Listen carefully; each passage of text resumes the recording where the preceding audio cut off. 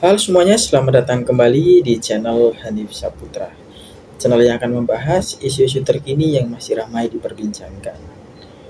Wacana terkait pemilihan kepala daerah atau pilkada yang akan dipilih langsung oleh DPRD semakin menguat. Wacana ini kabarnya telah disetujui oleh beberapa partai besar di Indonesia yang kabarnya juga telah disetujui oleh Bapak Presiden Prabowo.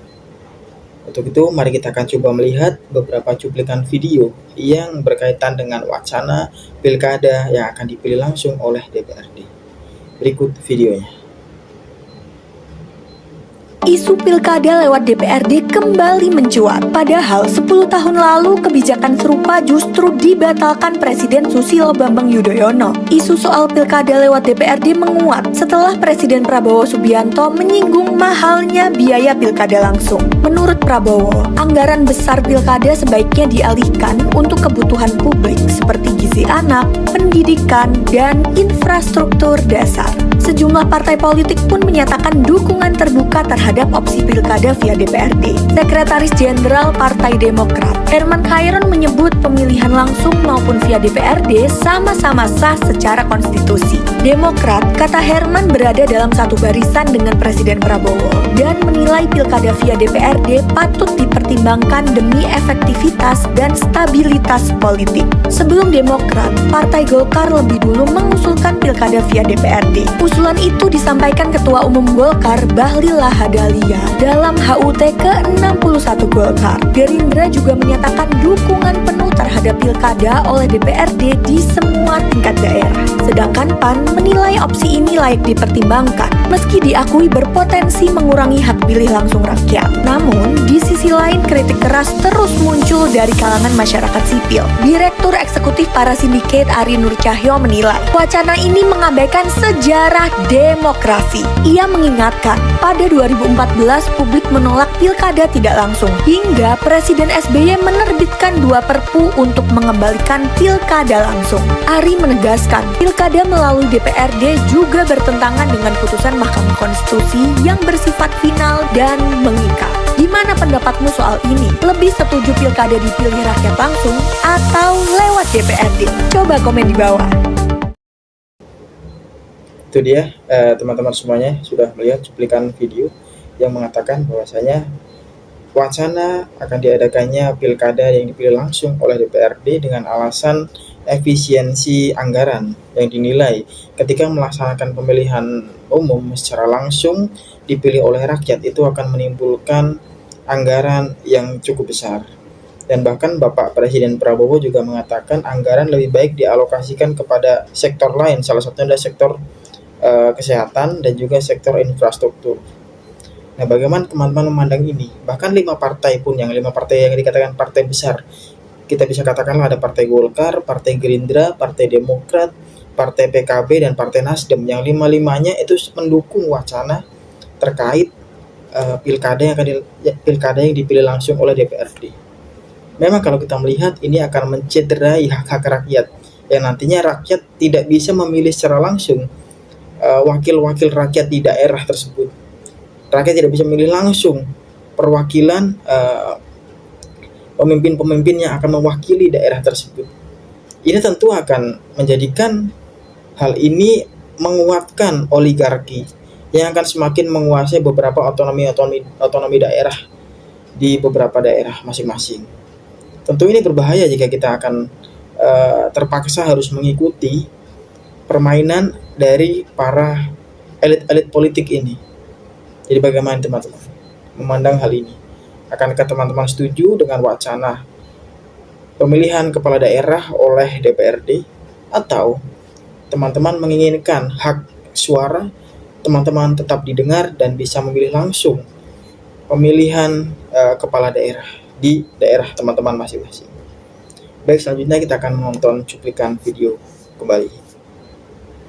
lagi rame wacana pemilihan kepala daerah bakalan dihapus. Ya sebenarnya sih tetap ada yang milih, cuman bukan rakyat, melainkan DPRD. Siapa yang ngusulin? Yang inisiasi Golkar. Dan ya partai lain pun banyak yang setuju, terutama partai yang koalisi ya. Ya argumennya mereka itu adalah kalau milih kepala daerah lewat DPRD itu kan bisa menekan kos pemilu, lebih efisien buat budget negara. Kecuali PDIP nih ya, PDIP so far masih menolak keras. Ya biasalah kalau lagi jadi oposisi kan dia mode pahlawan dulu sekarang. Wacana ini tuh sevisi dengan omongannya Prabowo di Desember 2024 tuh. Ya Prabowo kan bilang demokrasi kita terlalu mahal. Ya Om Wowo kalau soal ini emang konsisten, nggak berubah-berubah dia. Nggak lupa, dia inget terus. Dan 10 tahun lalu pun koalisi merah putihnya Prabowo juga pernah bilang hal yang sama. Ya emang kalau kita mau berpikir pragmatis nih ya, memang kalau pemilunya itu nggak langsung lagi, pasti lebih murah. Nggak perlu bikin tenda, nggak perlu ada panitia, kan tinggal langsung tembak aja di DPRD kan. DPRD yang milih, kelar barang. Ditambah lagi kemungkinan besar nih ya, setiap akhir jabatan incumbent, kemungkinan besar tidak ada lagi penyelewengan dana daerah tuh. Karena kebanyakannya nih kalau incumbent mau maju lagi, tiba-tiba tuh di daerah tersebut bansosnya langsung ngucur deras. Ya supaya incumbentnya menang lagi kan. Ya kalau pemilihannya nggak langsung, yang itu mungkin bakal hilang. Ya tapi konsekuensinya pun nggak kalah buruk. Yang namanya bagi-bagi kue politik sudah pasti makin gila-gilaan. Ya sekarang enak, nggak perlu ngasih amplop ke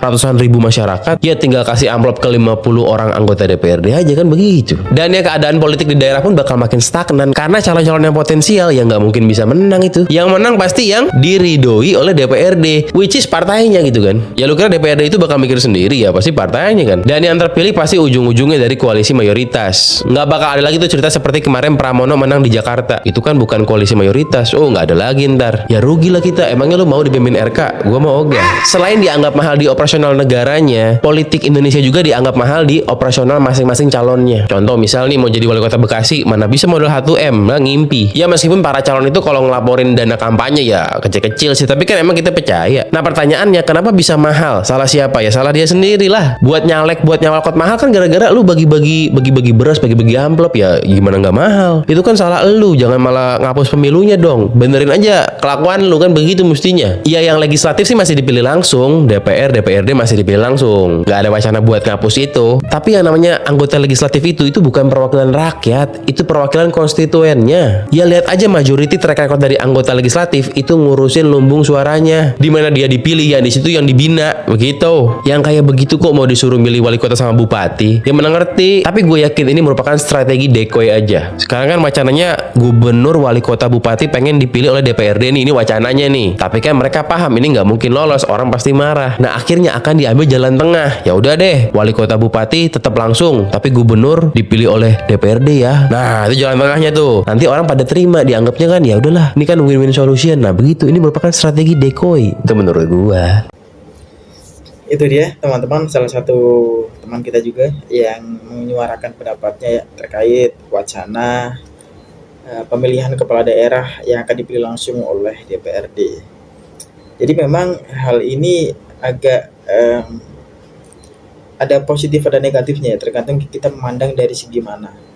Kalau kita melihat dari efisiensi anggaran, memang akan terjadi defisit anggaran ya, akan terjadi pengurangan anggaran ketika tidak melaksanakan pemilihan umum secara langsung.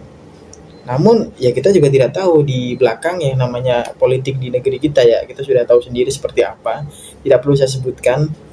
Ya, nantinya juga yang namanya modalnya juga pasti akan besar juga gitu. Jadi ya susahlah kita akan melihat seperti apa ke depannya. Namun saya pribadi tetap berharap apapun yang nantinya akan terjadi di wacana ini, semoga hal itu adalah hal yang terbaik buat negeri kita, buat kita bersama-sama. Baik, selanjutnya kita akan menonton kembali ya cuplikan video berikut. 10 tahun yang lalu, standingnya PDI Perjuangan adalah menolak pilkada dipilih oleh DPRD, tapi kalah voting pada saat itu. Nah, sekarang standingnya masih sama nggak? Menolak juga? Standingnya sama-sama dikeroyok, sama kalau itu sama. 10 tahun lalu kita dikeroyok, sekarang juga dikeroyok, beda ya, sendiri. Tapi 10 tahun yang lalu kadernya jadi presiden. Iya, jadi artinya masih sama-sama aja lah. Okay. Kita selalu sendirian dan tegak runtuh dalam prinsip kira-kira seperti itu. Tapi inilah yang menyedihkan ya. Rakyat kita tanahnya diambil. Kalau kita ke pabrik, haknya untuk hidup layak juga diambil. Kita ke daerah tambang, sumber daya alamnya diambil. Mau pilkada, hak bersuaranya pun diambil. Janganlah. Paling tidak kalau toh tinggal suara yang tersisa, yuk kita berikan sama rakyat deh. Kalau tanah sudah nggak jelas punya siapa, udara tak jelas punya siapa, sumber daya alam sudah tak jelas punya siapa, hak untuk hidup layak juga tidak jelas punya siapa, ya ayo kita pertahankan suara kita ini. Jangan mau diambil lagi. Jadi standingnya PDI Perjuangan menolak? Menolak dong, itu pertama. Kalau alasannya kemudian biaya mahal, biaya yang mana? Biaya pelaksanaan 37,5 triliun. Kalau biaya mahal itu karena memang kita gede banget negaranya, rakyatnya banyak sekali. Tapi Wajar berarti ya segitu. Ya, tapi kalau kita bagi dengan jumlah DPT, maka biaya per orang itu cuma Rp184.000. Jadi dengan Rp184.000 itu rakyat kita berikan hak untuk menentukan siapa pemimpin di daerahnya, siapa yang nanti akan menentukan tambang di daerahnya jadi apa, pohonnya jadi apa, kebun jadi apa dan sebagainya. Mereka mau pilih sendiri, jangan diambil dari mereka. Itu dia teman-teman statement tegas dari kader PDI Perjuangan Bang Adrian Napituluh yang menegaskan bahwa jangan mau hak memilih kita diambil oleh elit-elit politik yang menginginkan pemilihan kepala daerah itu ditentukan oleh DPRD, yaitu kaum-kaum mereka juga. Yang kita tahu sendiri, ada beberapa elit-elit politik di negeri kita ini yang sering bermain di belakang layar, sering ada transaksi-transaksi yang kita semua tidak tahu, ya kan? Sering ada pembicaraan-pembicaraan di belakang layar lah yang mengusahakan beberapa kebijakan-kebijakan harus dibuat untuk meluruskan rencana-rencana dari beberapa oknum ini. Nah, ini sangat menyedihkan ya ketika kita melihat kita sebagai rakyat yang sangat sayang dan cinta dengan negeri kita, namun kita melihat elit-elit politik kita, pejabat-pejabat kita yang diharapkan mewakili suara kita, justru ingin merenggut suara kita dengan cara menetapkan kebijakan pemilihan kepala daerah ditentukan langsung oleh DPRD. Tentu ini menciderai hak-hak kita sebagai rakyat untuk memilih langsung siapa kepala daerah, siapa yang akan memimpin daerah kita, siapa yang akan membuat kebijakan di daerah-daerah kita. Seperti itu teman-teman. Baik, kita akan melihat kembali ya cuplikan video selanjutnya. Makanya saya menentang. Kalau sistem pilkada kita udah sepakat kasih rakyat hak pilih, lalu ada terjadi distorsi, rusak karena ada yang money politik, rakyat ada yang golput, ya kita perbaiki sistemnya dong. Bukan berarti mengganti ke sistem yang lama yang jelas-jelas dulu kita tantang gitu loh. Iya. Jadi kan ini kan sesuatu yang agak aneh gitu ya. Kan kita sudah tahu dulu sistem ini nggak bagus, berkasih kepada rakyat. Tapi kalau kita kasih kepada rakyat ada masalah, ada masalah kita perbaiki dong. Masa balik yang lama? Kan lucu juga kan. Makanya ketika orang memaksakan harus kembali ke DPRD, ini kan pertama mengambil hak rakyat. Kalau soal sekarang jadi mahal, ada oknum oligarki. Ada satu buku menarik di Kompas dulu, udah lama sekali. Pilkada ini sebetulnya adalah perebutan sumber daya alam. Jadi pengusaha oligarki yang menguasai sumber daya alam, mau untuk kebun, mau untuk tambang, itu biasa tuh yang punya duit mendukung calon kepala daerah untuk jadi bupati atau gubernur.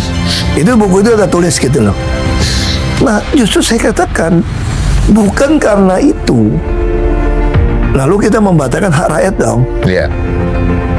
Nah, jadi gimana caranya?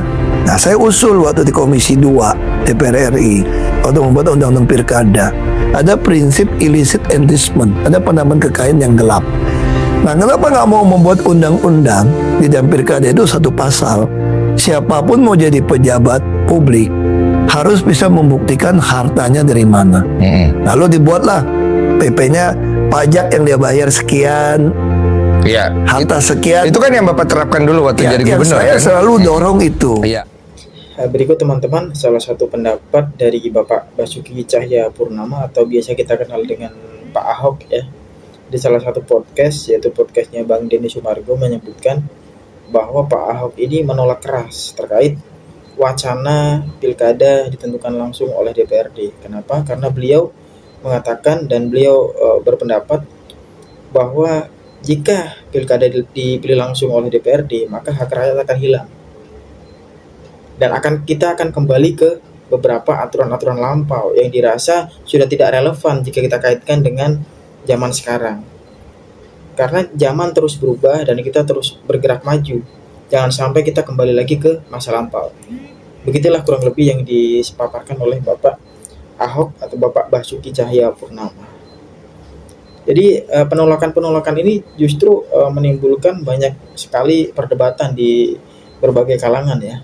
Banyak juga tokoh-tokoh politik yang menentang wacana ini dan banyak juga tokoh-tokoh politik yang mendukung justru adanya wacana ini. Dan kita tidak tahu ya apa agenda di balik wacana-wacana pilkada yang akan ditentukan oleh DPRD. Namun harapannya adalah semoga Indonesia akan tetap baik-baik saja dan kita bangga menjadi orang Indonesia dan kita akan terus mendukung dan terus mensupport dan terus bangga membela bangsa kita sendiri. Baik, selanjutnya kita akan lihat lagi ya cuplikan video berikutnya.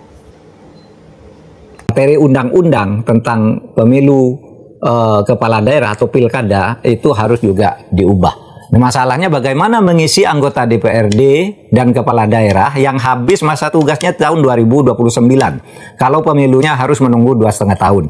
Ini akan menimbulkan juga kekisruan atau dinamika politik yang tidak mudah diatasi kalau tidak disiapkan dari sekarang. Semua akan menimbulkan perdebatan di internal parpol dan interparpol, antar parpol dan interparpol. Itu akan menimbulkan dinamika dan ketegangan politik yang mungkin harus kita antisipasi segala akibatnya. Belum lagi dalam rangka pembahasan undang-undang pemilu dan undang-undang pemilihan kepala daerah itu, sekarang itu sudah mulai muncul isu koalisi permanen.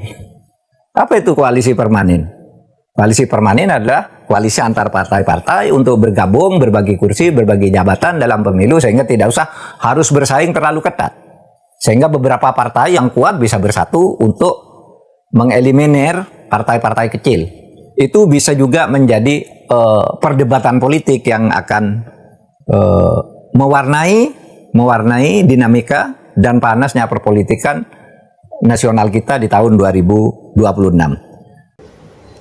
Nah itu dia salah satu tokoh politik juga dan pakar hukum ya, Bapak Profesor Mahfud MD, yang juga memberikan peringatan bahwa akan terjadi dinamika politik atau kekisruhan politik ketika kita melihat kondisi politik saat ini, apalagi terjadinya partai-partai yang berkoalisi sangat besar yang akan menimbulkan tidak adanya oposisi. Tidak adanya oposisi ini cukup berbahaya teman-teman, karena jika tidak adanya oposisi maka segala kebijakan-kebijakan yang telah disepakati oleh para partai-partai besar ini itu tidak ada yang mengkritisi dan akan otomatis setuju, walaupun kita juga tidak tahu imbasnya akan positif atau negatif. Siapa yang akan diuntungkan dengan kebijakan itu? Siapa yang akan dirugikan oleh kebijakan itu? Nanti jika oposisi masih ada, oposisi masih terus memberikan kritisi, ini justru bagus karena setiap kebijakan itu punya konsekuensi masing-masing, punya resiko masing-masing. Tidak semua kebijakan itu baik, tapi tidak semua kebijakan juga buruk. Maka perlu adanya seseorang untuk mengkritisi. Nah inilah fungsi dari oposisi teman-teman. Jadi itulah beberapa tokoh-tokoh politik yang telah menyuarakan bahwasanya wacana ini memang cukup berbahaya, wacana pilkada yang akan dipilih langsung oleh DPRD, karena akan menciderai hak rakyat. Rakyat tidak bisa memilih secara langsung kepala daerah yang nantinya akan memimpin daerah tersebut, akan mengeluarkan kebijakan-kebijakan kepada daerah tersebut, dan nantinya juga imbasnya adalah kepada rakyat yang ada di daerah tersebut. Nah, ini cukup berbahaya teman-teman. Makanya kita juga harus tetap waspada ya. Jikapun wacana ini terus digaungkan oleh beberapa pihak yang memiliki unsur kepentingan, ya kita berharap untuk segera dihentikan dan kita akan dapat menggunakan hak suara kita sebagai rakyat untuk memilih kepala daerah kita masing-masing. Nah, itu dia teman-teman, saya rasa yang dapat saya sampaikan pada video kali ini, semoga bermanfaat bagi kita semuanya. Mari kita kawal bersama-sama situasi perpolitikan, dinamika perpolitikan di negeri kita tercinta. Sekiranya demikian yang dapat saya sampaikan, saya ucapkan terima kasih kepada kalian semua yang telah menonton. Saya doakan semoga kalian semua diberikan kesehatan, dilimpahkan rezekinya, dan dilancarkan segala aktivitasnya. Saya Hanif Saputra, pamit undur diri dari video kali ini. Assalamualaikum warahmatullahi wabarakatuh. Terima kasih.